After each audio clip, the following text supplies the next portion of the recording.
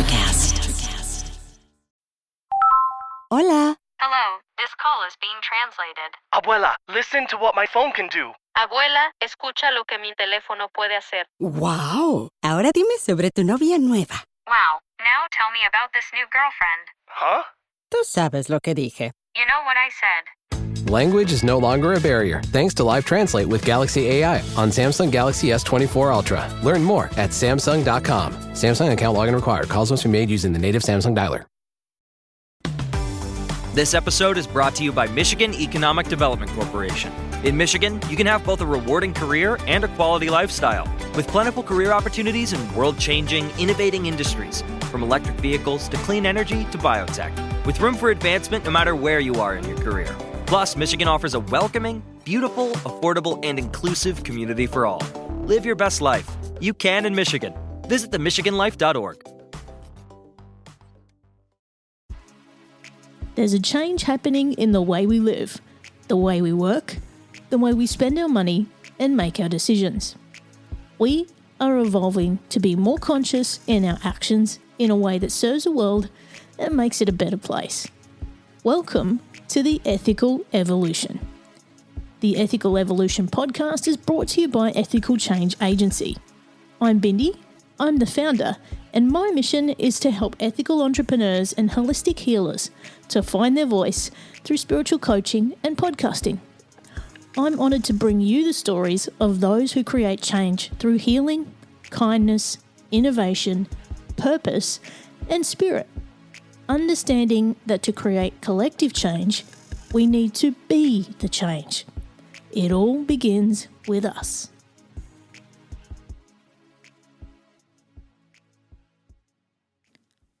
Hey, before we get into this episode, I just wanted to let you know that you can now grab my album of guided meditations. It's called Sourced by Spirit, and it's on all streaming platforms, including Spotify, Apple Music, Amazon, Tidal, YouTube Music, and many more.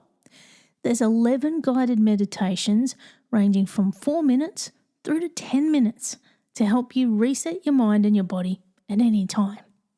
Okay, now let's get on with the show. As an accomplished, driven, passionate, engaging, and energetic pioneer woman, Dr. Cindy Starke encourages us to get honest with our food, activity, and sleep choices, mindset, relationships, and spirituality to challenge preconceived notions of what we're capable of and unleash and discover the champion that has always been inside. As an award-winning author, doctor, entrepreneur, and mentor, Dr. Cindy Starke has inspired 100,000 patients across America to be the best versions of themselves. Through her group and individual mentoring programs, she is dedicated to helping women entering the second half of their lives identify what is preventing them from having ideal health and longevity, to embrace their power, challenge their limiting self-beliefs, and use the power within to completely change the trajectory of their lives going forward. In this discussion with Cindy, we take a particular focus on how those providing healthcare are often not supported to take care of themselves through greater self-care, and also tips on how women facing burnout in particular can find their way out and rise above. This episode discusses suicide and mental illness, which some people might find disturbing. If you or someone you know is impacted, help is available. Speak to someone today. Here in Australia, Lifeline is available 24 hours a day on 13 11 14. Welcome, Cindy, to the Ethical Evolution. Thank you so much for having me here. Now, for those people who don't know who you are and what you do, can you go ahead and tell us? Yes, so my name is Dr. Cindy Starke, and I am a practicing physician here in Gainesville, Georgia. I'm in the United States of America, up in the North Georgia mountains. I do a bunch of different things in the medical field. It's not what I'm most passionate about and what I want to share with your audience today, but I do want to take this opportunity just to kind of say who I am and where I come from. But it's So I'm a hospitalist at 2 different hospitals. So I take care of hospitalized patients, but then I have a major tender heart for elderly and the dying. And so I'm also a hospice medical director, and then also take care of people. I'm a medical director of a home health company as well. So I just do a little bit of everything, try to keep all these people in my area of the world safe and either at home or if they do come to the hospital, try to get them back home as quickly as possible. And then outside of that, tell us about your passions. Yeah. So what led me into medicine was very humble, kind of dysfunctional beginnings in my family. And I was sexually abused when I was a teenager. And the only thing I could see to get me out of this kind of terrible cycle that I saw myself in as a helpless 14-year-old of drugs and alcohol and sexual abuse. It was all my older brother and his friends, was to get out of that city, out of that house, and just doing something different in my life than everybody else had done. And so I went to medical school, graduate school, and I just started noticing, Bindi, it took till almost COVID, just how much the medical professionals were hurting around me. And here we are, all of us, doctors, nurses, case managers, secretaries, everybody just pours into the patients and they're tending to the patients, but nobody's taking care of the healthcare workers. And I don't really see any difference between healthcare workers and anyone else in the world. I think we're all living these, we were kind of talking about it before we started recording, these lives of quiet desperation. And so I kind of went on my own journey of healing and self-discovery, hired a lot of coaches, went to a lot of retreats, and then I brought those skills now to anybody who it's mostly doctors and nurses that find me because of what I do for a living, but really just anyone who I can help them just not feel so lonely and hurting and unsupported. And that's what I'm passionate about right now, just helping women in the second halves of their lives. I'm so glad that you've focused on that, Cindy, because there's been a bit of a theme with, in particular, psychologists that I've spoken with around the world. They're dealing with a lot of heavy stuff, and yeah, as a practitioner, you're not meant to take on their stuff, right? Sometimes it can be a bit hard. You're going through the stuff with them, but that takes its toll on you. You're human, right? And so I've seen many psychologists who I know quite well who have gone through that trauma in a secondary kind of way, and they go home. It's sort of like they go to this emotional ER and they help these people, and then they try to go back home to their families, their loved ones, and yet they're still off somewhere else, you know what I mean? And it's kind of like they really have to have solid self-care to be able to deal with other people's stuff and also their own, and make sure that they take care of themselves. Otherwise, they can't be there for anyone, including their loved ones. It's so true. And now that you're saying that, it's making me realize that in medical school, they didn't teach us any of that. No. They didn't teach us anything about business, and they didn't teach us anything about self-care. I just completely fortuitously happened upon one person after another who taught me about the protective energies and properties of different crystals. And I know when I'm going into certain places, I'll wear some kyanite around my neck, or I'll wear a tourmaline around my receiver, and then I'll put some on my right hand side like lapis lazuli to help me speak the truth. And then when I get home, I do meditations and I try to get balance back into my body, because I truly believe that most of us leave half our body at the hospital because we're just giving and giving and giving. And I would find myself crying in the stairwell. I would go to this billing department, and I would cry to her. There was this one really nice lady there, and she said, "I've never seen a doctor cry." And I said, "It is like a battlefield out there. I mean, I don't see how people are. I mean, unless you're just becoming a robot, Yeah. and that's scary too. But if you're listening to what people are saying, it'll break your heart." And, Cindy, I also have a day job outside of all this other stuff I do, and we have a call center, and we deal with some pretty tough calls where people are facing homelessness, things like that. And, you know, we've even got methods to deal with the way the people on the phone can debrief after a call. They don't do that for doctors. Like, where's their support after they've just dealt with a death? Where's their support when someone's gone through a massive trauma? Like, Zero. why are we not having those supports there for the people who are supporting everyone else?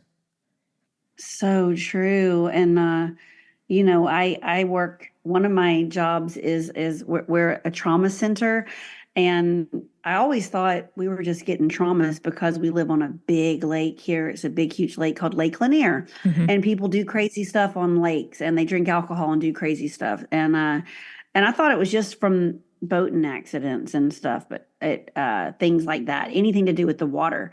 But it really isn't. It's everything. Car accidents, gun, you know, victims of gun violence. And you see these trauma bays, Bindi, and they're just like, the minute one gets out, the maintenance staff comes. It's called EVS, Environmental Services. They clean up all the blood and stuff, and then the next person's, they're like, trauma alert, arriving in 20 minutes, trauma alert.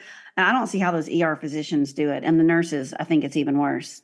I think it's worse for the nurses than the doctors. Doctors can just order stuff and they can leave the bedside, but the nurses have to sit there in the middle, so close to the human, him or herself, and administer the stuff that us doctors are ordering. It's tough, man. It's a tough world in that hospital. And, you know, mental health plays a big part in all of this as well, doesn't it? Like, I don't know if you've heard the news, but just yesterday there was a big incident here in Australia, in Bondi, where there was a stabbing in a shopping centre. And I was just listening to the narrative in the news this morning. I don't normally listen to the news on a Sunday, by the way, but stupid me, I turned the TV on and this is what I got. And I was listening to their words, and the way they were throwing around the words mental health rather than mental illness, it was all out of context. And I'm like, oh, this narrative needs to change. You know, it's like the words mental health were being used as a negative rather than a positive. And I was like, we got to do something about this. Like, how can we just keep going, oh, yeah, it's just mental health? No, that's not actually what it is. It's mental illness. It's not, you know, like, let's look at how we can help people talk about these issues properly and actually do it in a sensitive way that they're getting the narrative right. And they're supporting people. Now, you would see so much in this realm, no doubt. But yeah, you really do see a lot. And, you know, what ends up happening where I work is I just notice that people just kind of fall off the face of the earth. I mean, I have unfortunately lost a couple of colleagues to suicide, but sometimes they just get overworked and they just leave. And you don't even know where they went. And I remember calling one of my secretaries when I was really going through some burnout issues after COVID. And I said, is there someone I can get help with? And she had been there for 30 years. And she said, not that I know of, Dr. Stark. I'm like, wow. So I had to go and hire, you know, just a personal coach, some lady, you know, not some lady, it's an amazing, amazing coach. She's been with me, you know, every week, once a week, ever since COVID. But you know, from California, I had to hire it myself. It's not covered by insurance and it's not provided by my job. So I think we've uncovered a niche here, Cindy. Like, you know, like there's a whole market here that if the health systems around the world could afford it, like imagine the additional support that these care providers could have, therefore providing better care to the patients. Yes. And here's the deal, Bindi. We went into this healthcare profession because we want to help people. We don't want to get burned out and leave, you know, and I truly believe, and I could be wrong, this is just my personal stance, but I've been in medicine for 30 years, so I think I'm right. But again, it's just my opinion. But I believe that a lot of us that went into medicine or in the healthcare profession in general, we went into it because we want to administer help to others the way that we wish help would have been administered to us when we were younger. So we already kind of start out, I think we're a wounded lot, you know, we're a wounded bunch of people. And that's okay.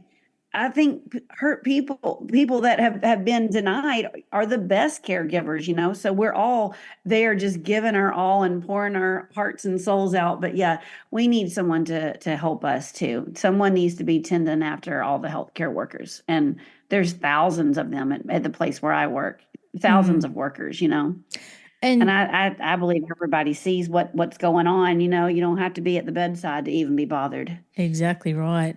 And just imagine if there were some policymakers listening to us, Cindy, that even thought about perhaps, adding some kind of benefit to healthcare providers that they could go and get therapy. They could go and talk to someone and not have to hire a coach like you have, that they could actually get a healthcare benefit that covered that cost for them.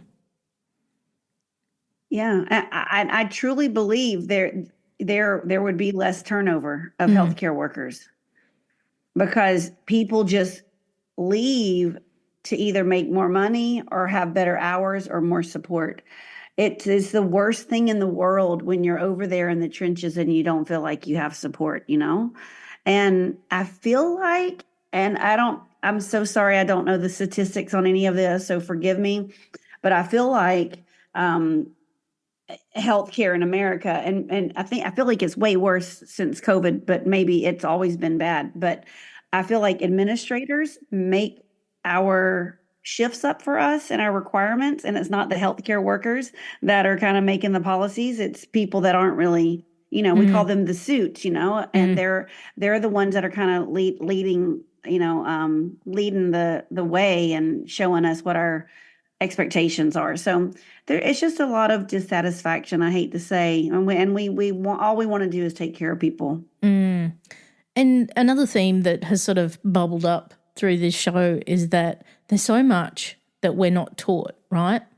Whether it be in basic school or university, like if we're getting a degree to be a doctor, whatever it might be, there's certain things that you'd think they'd teach you that they don't. This also came to light in a book I'm currently reading. I don't know if you've heard of Dr. Peter Attia. He also has a popular podcast called Drive. He's written a book about, longevity and living a longer life. And one of the things that he said was that, when he went to medical school, they never taught anything about, nutrition, weight loss, any of that kind of stuff. So, of course, when people go to see a doctor, they don't get really good advice about that. So is it any wonder we've got a crisis in these different areas when people haven't been educated in the basics? Not at all. It's not any shocker at all to me. I'll never forget. I was shocked like you were. I went through 4 years of medical school. Now, mine was even truncated a little bit, shortened just a little bit because I was in medical school and graduate school. So I did like 3.5 years of each. But I did the same 2 years of, classroom teaching, didactic teaching, classroom setting. And out of 2 years, I got 1 hour. And I don't mean 1 credit hour. So it was 1 hour every single week. I mean 1 hour, 1 hour, 1 hour in 2 years of nutrition. And I'll never forget. I don't want to, I'm not trying to criticize what the school I went to. I got an excellent education, but it was back in the early 90s. And I don't think that they knew how important it was. But now you have to go to a nutritionist. You can't rely on us to know anything unless we're self-taught. I mean, I started massively consuming podcasts when I was training for this triathlon. And I was on the bike, on my butt for like 10 hours a week. And I said, I'm going to use this for something besides just training my, my legs and my heart muscles. I'm going to learn something about nutrition. So I'd opened my eyes to all kinds of things I never even knew. But it was just learning through podcasts. That's all I did, And that's why I love this medium as well as, another thing that sort of you'll hear a lot if you listen to this show regularly is that I'm finding people who have solutions to things that medicine has not had ever, and nobody wants to support it because it's going to uproot big pharma. It's going to, take away other, financial sources, things like that. And it baffles me that, like, if we can take away so much pain for people instead of the money, like, why are we so stupid? Like, it blows my mind. that we have solutions and we ignore them for the fact of money. Yeah, I feel kind of I don't even know the adjective to use, but it's kind of like I don't want to agree with you, but all I can say I is know. I can't disagree. I can't disagree. And what I realized recently, and it never dawned on me because like they don't tell us this in medical school, but the way the medical schools are even funded is through the pharmaceutical companies. So half of what I learned in my second year was just pharmacokinetics and pharmacology. Like we were never taught any way to treat anything except for medications. And I don't take any medications. My kids always said, gosh, we have this, it feels like because we have a doctor for a mom, we should go to the doctor all the time. I'm like, no, we're not going to the doctor in this family. We're trying to stay out of the doctor. They're going to, I just didn't want them to be on unnecessary antibiotics. I'm like, we'll just get the sugar out of your diet. We'll give you lots of rest and fluids. And I think they both took 1 or 2 courses of antibiotics as a child total until they were in, elementary school. But, anyway, people just don't know any better. And that's where we sad. can educate people here, give people that empowerment to actually take power back over their own health and their own well-being. Now, for what you're seeing in your industry and the impacts of people not taking care of themselves, getting burnout, giving themselves to their patients and everyone else, what kind of impacts are you seeing and how are you helping to support them? Hola. Hello, this call is being translated. Abuela, listen to what my phone can do. Abuela, escucha lo que mi teléfono puede hacer. ¡Wow! Ahora dime sobre tu novia nueva. Wow, now tell me about this new girlfriend. Huh? Tú sabes lo que dije. You know what I said. Language is no longer a barrier thanks to Live Translate with Galaxy AI on Samsung Galaxy S24 Ultra. Learn more at Samsung.com. Samsung account login required. Calls must be made using the native Samsung dialer. I don't even zoom out enough to think about just how much it impacts the patients and the other coworkers and these healthcare workers' families. I mean, I'm aware of all of that, but I just really try to do my part in shoring the healthcare worker up herself, and just get her aligned so that she can be a better colleague / coworker, and then, nurse and doctor, and then also spouse and mom and community leader. But the biggest thing that I offer when it comes down to it at the end of the day is I have a very specific tool that I teach people that I became certified in, and we can talk about it later if you want to, but I think what it really boils down to is that I provide them support and someone to listen to. They have one-on-one access to me, and also we have a group component of our coaching programs, and then just unlimited access to me in the DMs is what I call it. But I just think that people need to be able to vent to somebody and feel heard and listened to and validated and then celebrated when they do something right, or not right, but do something great. And it's just, so yeah, that's what I mostly offer is just support and listening. And it can, in that environment, it can be hard sometimes to get the wins, can't it? Like quite often you're met with so many negatives and so many failures or perceived failures that it can be, oh God, I just can't get anything right. And, that can then have a whole sort of impact on self-worth and self-esteem and showing up for themselves as well as patients. I guess that's a bit of a theme that sort of comes through as well. Yeah. One of my clients had I think we females think if we find a female boss, that's going to be like awesome. And sometimes it's just really not. And she was feeling, like she was literally getting verbally abused, like she wasn't, getting fair pay. She was, eating her emotions. And, I I would listen to her one-on-one. We did some clearings of the boss and try to get rid of all the negative effects of what the boss had done to her. But then we just celebrated her and we supported her again. And she ended up, you know, finally being able to say, you're either going to pay me what I'm worth or I'm going to leave, or I'm going to get these benefits or I'm going to leave. Because she was just not getting it and then also staying. And you know, I really feel like this particular client, she started having better relationship with her daughter after that, and herself, and she ended up losing weight and starting to, you know, make more money. And all of us are here to just try to make a difference in the world. And when we can't even make ends meet, that's not helping anybody, you know? It's incredible what can happen when a boundary gets put in place, isn't it? Right. And just say what you're willing to stand for, or else you're out of there. Exactly. And then the flow-on effect, like you've said, you know, like that one boundary can then teach you, oh, well, I need a boundary here and one here and one here. And also I probably shouldn't punish myself for what's happening over here because I am worthy. Yes, exactly. That's what it all boils down to. And I think that somehow, and I don't know, you know, I have a lot of theories that it happens to women a lot more than men.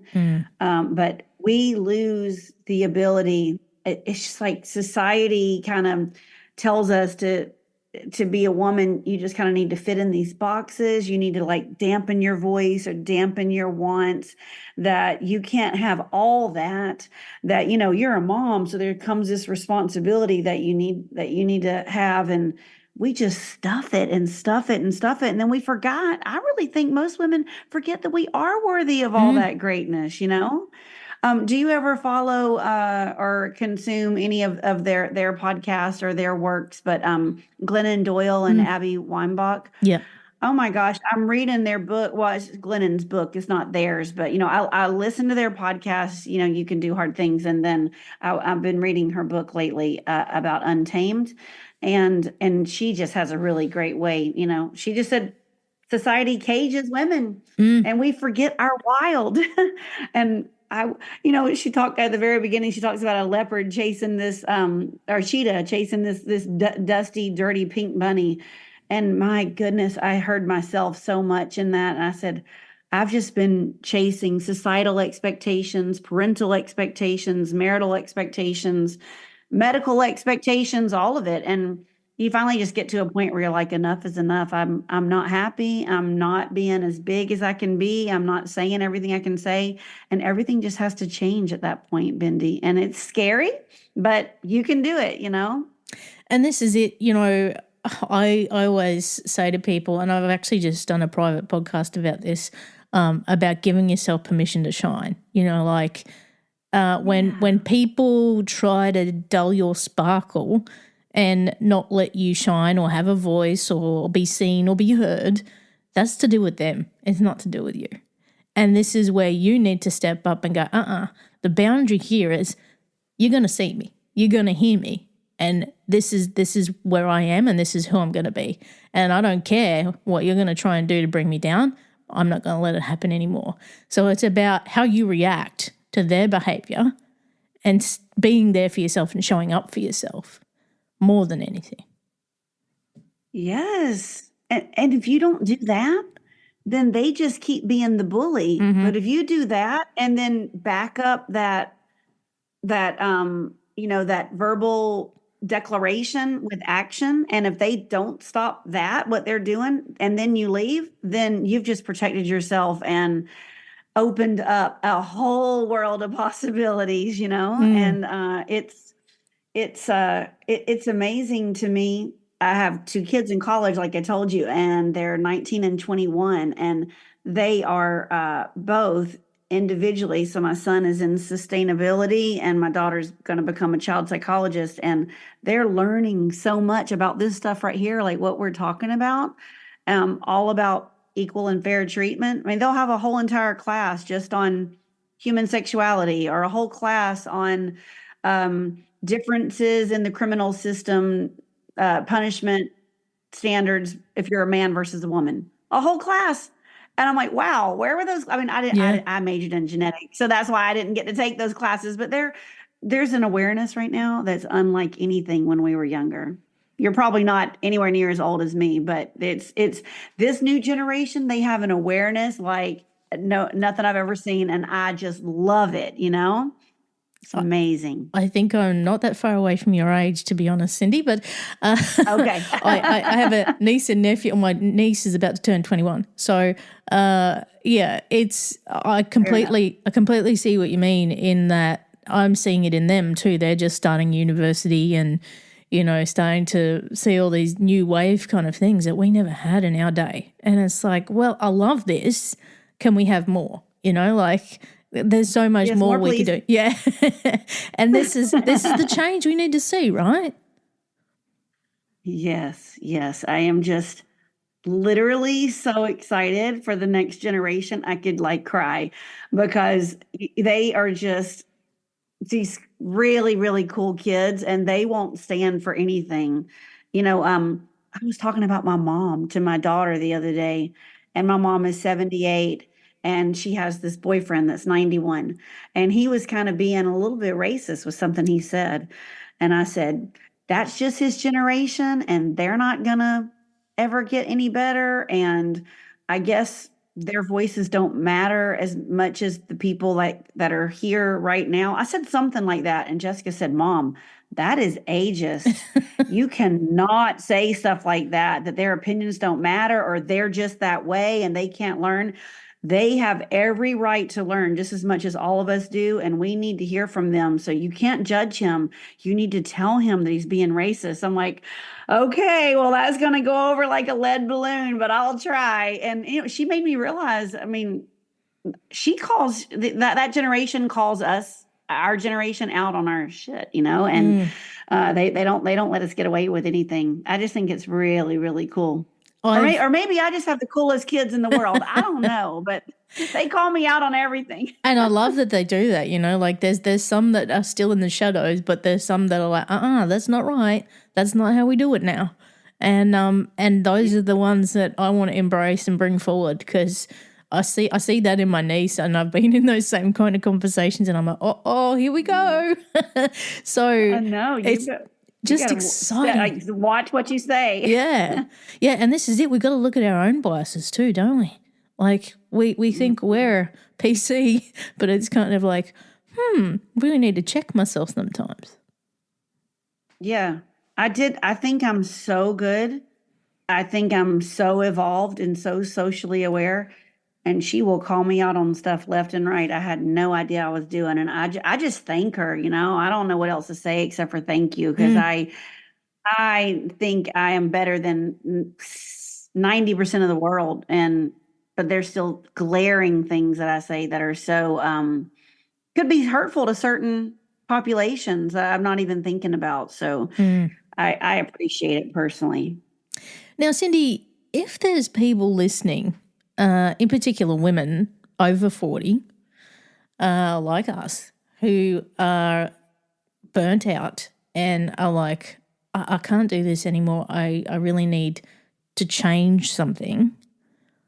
What's the 3 top tips you would give them right now to start on that path of change?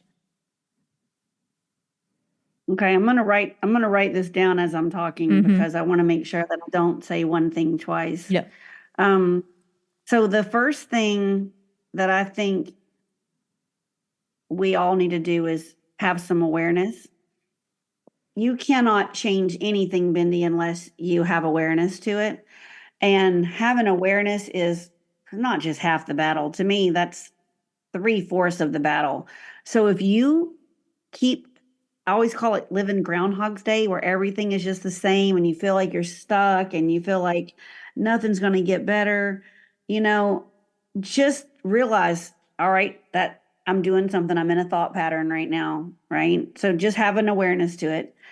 And then I would say I'm a big fan of meditation, and I want to get your album, a meditation, and especially grounding in nature. I would say all that is the same. I I go on regular nature retreats. I actually host retreats, and I just don't think people. I don't even think ladies these days give themselves permission just to go into the woods and like build a campfire and just meditate by a creek. Just be quiet, look at the wonder all around us. So if they can be quiet and then they kind of get in touch with their center, um, and they maybe then it's still not necessarily going to happen, Bindi, but maybe they'll realize that they are burned out and that life doesn't have to be this way. Okay.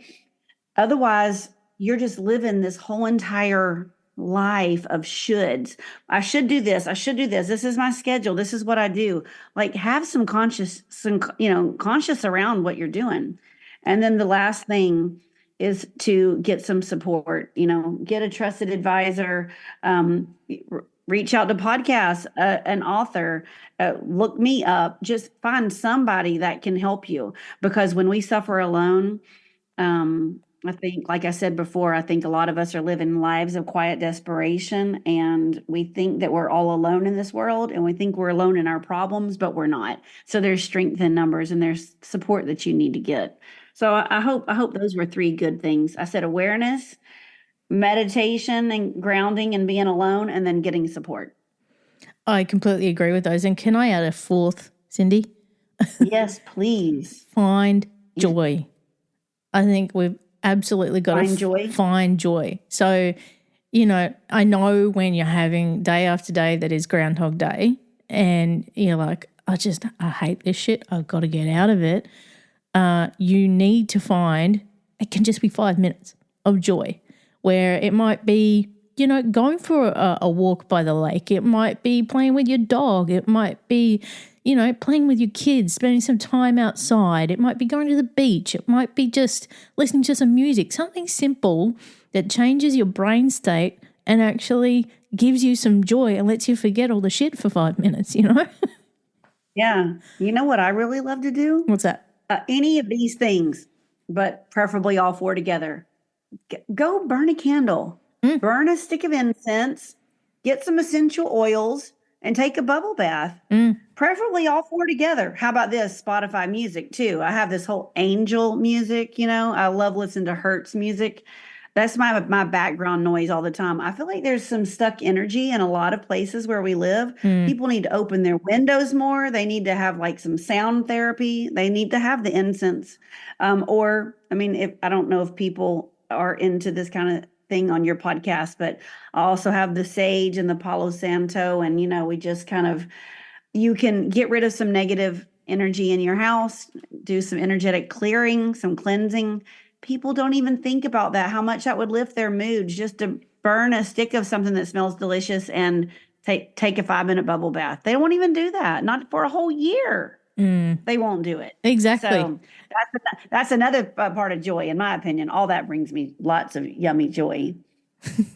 I love that. Yummy joy. We all need some yummy joy in our day. But meditation, as you've hinted there, is incredibly important. And I think, it gets thrown around as a woo-woo thing nowadays. But really, like we were talking about my album that I just released, and the amount of people who've reached out to me and said, I'm not really listening to the words, but I really feel a lot more relaxed. Is that what's meant to happen? I'm like, I don't care what I said. Just it means it's working. That's great. It means your nervous system is calming down. Wonderful. At least you've given yourself 5 minutes, and that's it. So the other part of it is breathing. When we're in that state of stress and our nervous system is on fire, we forget to breathe. And so it's so important to me that I've actually tattooed it on my arm, like to remind myself that we need to breathe. And we just forget because it's an autonomic thing that we currently have, that we just think, I don't need to worry about this. But if, again, it's that awareness that you come back to as well. Yeah. One of the very first things I do with my clients, or even my daughter, every time she calls me and she's just in a tizzy, we do the box breath where you just inhale for 4, hold for 4, exhale for 4, hold for 4. That will calm your nervous system down, get you out of that norepinephrine, fight or flight, cortisol, and get you back into like the dopamine, oxytocin state. It's all a balance. All these neurotransmitters are a balance. And we can do things to our own body that will help you induce a state of relaxation. And people never think about breathing, but that is such an important thing. Thank you for that too. That's beautiful. Great reminder.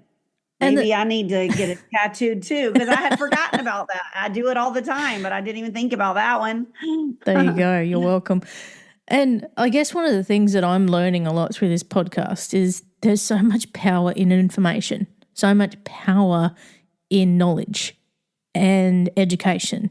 And I know myself, like sometimes we go through these cycles in life and we're like, it's like we learn our lesson and then we end up back at it again, you know what I mean? And then, I don't know, for me right now, it's like, oh, so I went through this all these times and now this time it's different because I've got knowledge of all these other things that I didn't have before, which can be the change itself. This episode is brought to you by Michigan Economic Development Corporation. In Michigan, you can have both a rewarding career and a quality lifestyle, with plentiful career opportunities in world-changing, innovating industries, from electric vehicles to clean energy to biotech, with room for advancement no matter where you are in your career. Plus, Michigan offers a welcoming, beautiful, affordable, and inclusive community for all. Live your best life. You can in Michigan. Visit themichiganlife.org. Yeah. You know, I've heard you have to hear things 5 times, maybe more. Every time your subconscious mind will delete or generalize or distort new information that is coming in that's not aligned with your core values that were created when you were 7 years old. And until you can and that's what I teach in my program, is to rewire that reticular activating system, clean the junk out of your filters, like all that societal programming, parental programming, all that. But when something comes at you and you're reading it, like you said, information, if it doesn't align with all of that factory setting, like whatever your factory was at age 7, then you can't pick up any of it because your subconscious mind, like, nope, that's bull crap, delete it right out. No, that's generalized, or just, you know how it works. And so, yeah, and until you kind of get really fill yourself up with what you want in your life, then you're not even going to be able to absorb the knowledge of all this information that's out there. But I just think it's so incredibly wonderful that we are alive in the year 2024 when all of this information is at our fingertips and so easily digested and consumable. I just love it. It's such an exciting time. And this is it, there's been other people who've mentioned this on the show previously, but it's like we've got to keep updating our operating system just like we do our phone, It's like we've got our own little iOS we need to go and update, except it's not automated sometimes. So I think if we could think of ourselves in that way, and meditation can help us with that, but so can other, ways in growing our mind and our body. Yeah, it's so true. And, a lot of people think they have to do these big retreats or, go and have these big, huge experiences to be able to, achieve relaxation or a sense of enlightenment. But lots of times, I learned, I guess one of the big, thought leaders that I consumed a lot of back in the day when my whole journey started was Joe Dispenza. And he has banks and banks of free meditations. And it's amazing what you can do. He pairs those binaural beats with how he's using his voice and then the music. And I'm sure you do the same thing. I can't wait to listen to it. And it literally induces you into this alpha brain state so that you are, it's like that relaxation that you only get right before you go to sleep. And, and then also right before you wake up. And that's all we ever lived in when we were like 3 years old. But now that we're grown ups, it's like, 1% of our day? You got to work at it. And I think we need to change the way we market meditations, It's like if we could it's almost like a little bit addictive, It's almost like a medication. Get it? Medication. And actually that it's, your 5 milligrams of bliss. Here you go. It's Yeah, I love that. like, I think we need to change the way we market it. I was even going to say, I lost my train of thought, obviously, because I forgot to finish this sentence, but that box breath that I do all the time that I forgot about, it is the equivalent when I just started talking about the neurotransmitters, and I didn't tell you this other little factoid that I heard. But if you do that for 5 rounds, it might take 2 minutes, maybe even 1. It's the equivalent of the relaxation that is achieved with a whole milligram of Xanax. So I love your 5 milligrams of bliss. Oof. I'm going to write that down. Maybe I need to put some measures on my my meditation, Cindy. You know, this one will give you 10, this one will give you 5. Yeah. For greatest You effect. take 5 milligrams twice a day or 10 milligrams at bedtime. We'll become meditation practitioners instead of medication. So, hey, Yeah. I think we might be onto something.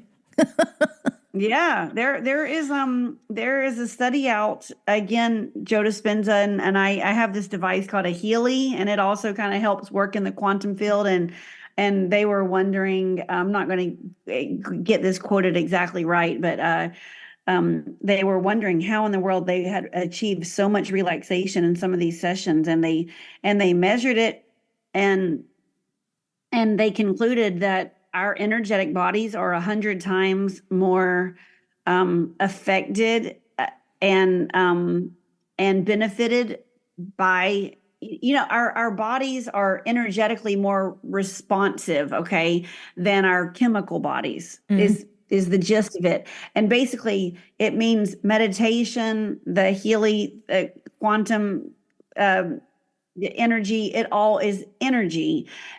Whereas chemicals, the pills that we take are just chemicals. It's just the biochemical pathways in our body. And the energy is where it's at because we're 100 times more receptive in that way. Sorry, I just completely butchered that whole sentence, but I think you get the gist of what I was trying to say. I do. And that's why it works so well, Yeah. And there's another guest we've recorded with recently, who'll be coming up soon as well, who is a sound healer from LA, who uses the crystal singing bowls, and we go deep into the science about sound and how it impacts health and medicine and the body. But I guess when you think of it, our body is largely made of water. Now, if you have a glass of water and you put some vibration beside that, you can see the ripples through the water. So imagine what happens to our cells in our body when that sound is vibrating through our body. Something's got to change, right? Yes. Oh, that's so interesting. Yeah, when I go camping, I always try to camp by a stream of water, and because there's so much power in the sound of that, the brook, the creek, that sound. And, I don't think people realize how much noise pollution we put our bodies through. We just have this TV on all the time or news on all the time, and it is programming your body to be agitated. So it's so much better to have your type of album or any kind of Hertz music or just silence. How about that? Just silence. And, my son thinks I'm absolutely crazy when I do this, but I will energize like a cup of water, Yep. with my sound waves. And I'll tell him that's what he has to have for dinner. And I'll normally put like rejuvenation waves in there. He said, Mom, or I'll even put a picture of water out in the moon when there's like a full moon out.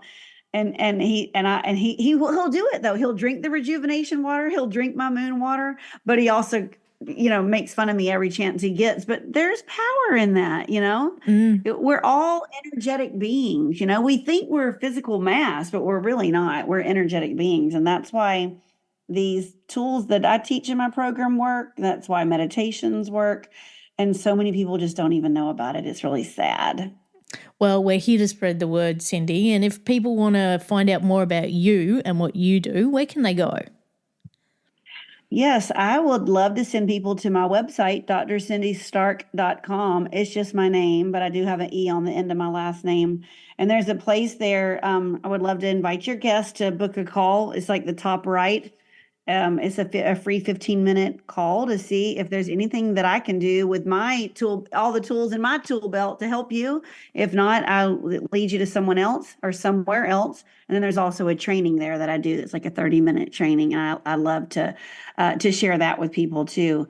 All about the power of rewiring your subconscious mind so that you can, not only achieve ideal health, but get unstuck and get where you're wanting to go in your life. Amazing. So yeah, my website.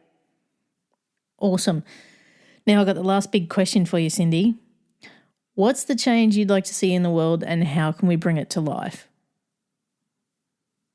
Oh my goodness, you asked some really good questions. What is the change I want to see in the world and how can I bring it to life? Okay, I got it. I just wish that everybody would love everybody. I think that's one thing that the world needs more of. And the way that it starts is by doing it yourself. My son has, and my daughter too, they have friends that are maybe annoying or maybe on the spectrum or maybe a little bit loud or maybe too talkative. And all those people need to have love too. And it starts with you. You have to bring them into your home and love on them. Like I always say, no one's going to come over there and love on you unless you give it out first. You kind of really get what you give. And it's one of the biggest things we need to do on this earth. It's the only thing we can't do once we're gone, once we died and we pass on to the other realm is love on each other. So love on each other while you're down here. It almost sounds like you've been listening to my show, Cindy. Like, we say it all starts with us. So, the change begins with us. And it also sounds a little bit like a song, like, what the world needs now is love. It's just the one thing there's just too little of, Yeah, that's true. There's a reason why those songs are so popular because they hit a chord. They knew way, way back then the things that we're waking up to now. Yeah, that's so true. Cindy, you have been an absolute delight. Thank you so much for joining me on The Ethical Evolution. Thank you so much for having me, Bindi. It's been my pleasure. Thanks for listening to the Ethical Evolution podcast. If you're ready to be the change and would love to work with me on finding your voice through spiritual coaching or creating your own podcast with impact, visit ethicalchangeagency.com. If you're enjoying the show, please subscribe to the YouTube channel. It's growing every day with great content and highlights you may not have heard on the podcast. In addition, please subscribe to the podcast on Spotify or Apple, and why not leave a 5-star review? If you're not following me on social media, you can find me at Ethical Change Agency on Instagram, LinkedIn, Facebook and YouTube, and at DJ Bindi on TikTok and Instagram. If you're interested in diving deeper into the ethical evolution with me, I've created a membership program that allows me to bring you more in-depth exclusive content without relying on paid ads. My goal is to deliver members way more value than the cost of the subscription. Benefits include Ask Me Anything episodes. I've interviewed hundreds of people from around the world, so imagine what you could ask. Access exclusive bonus content only for members that focuses on the downloads I get through my conversations that include actionable tips. Support Ethical Change Agency and the Ethical Evolution podcast on its mission to amplify change makers who make the world a better place. Access to global connections who can help you make greater impact in the world. Meditate with me and discounted spiritual coaching or podcast consulting with me at 15% off. That value alone pays for your membership. For only $7 a month or $70 a year, you can access all these benefits of an Ethical Evolution Emergence membership. If you want to learn more and access these benefits, head on over to ethicalchangeagency.com.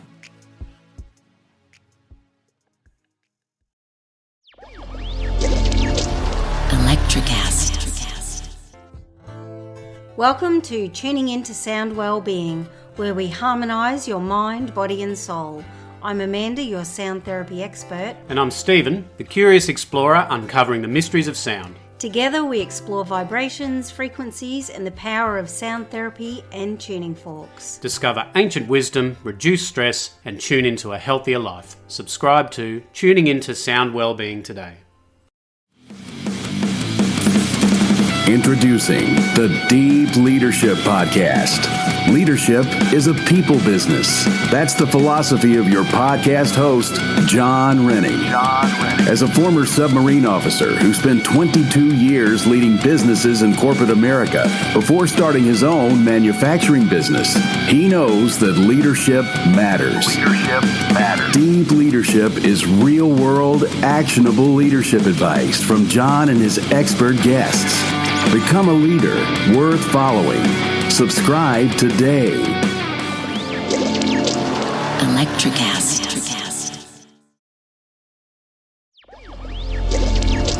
Electricast.